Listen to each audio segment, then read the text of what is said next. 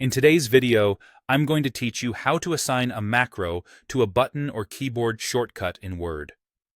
If you've already created a macro and want a faster way to run it, you have two great options: placing it on the ribbon as a button or triggering it with a keyboard shortcut.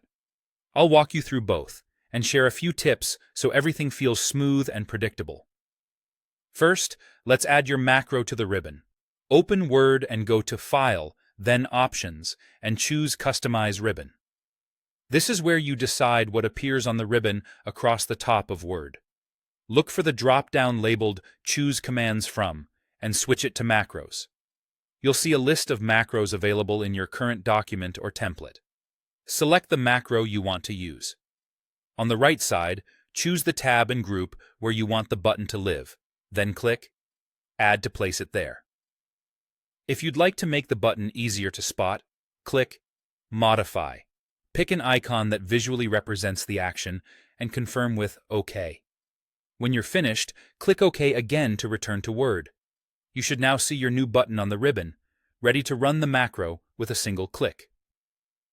Now let's assign the same macro to a keyboard shortcut for even faster access. Head back to File, Options, and Customize Ribbon. This time, click the keyboard shortcuts button labeled Customize. In the Categories list, choose Macros, then select your macro in the list on the right. Click in the box labeled Press New Shortcut Key and press the key combination you want to use, something easy to remember and not already used for a command you rely on. If Word tells you the shortcut is currently assigned to something else, decide whether to reuse it or choose a different combination. When you're satisfied, click Assign to lock it in, then Close to return to the Options window, and OK to finish. At this point, you can test both methods. Click your new ribbon button to run the macro, and try your shortcut to confirm it triggers the same action.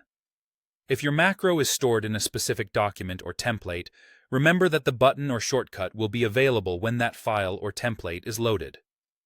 To keep your changes, be sure to save your document or template before closing Word. That's it. Your macro is now just a click or a keystroke away, making your workflow faster and more consistent every time you use Word.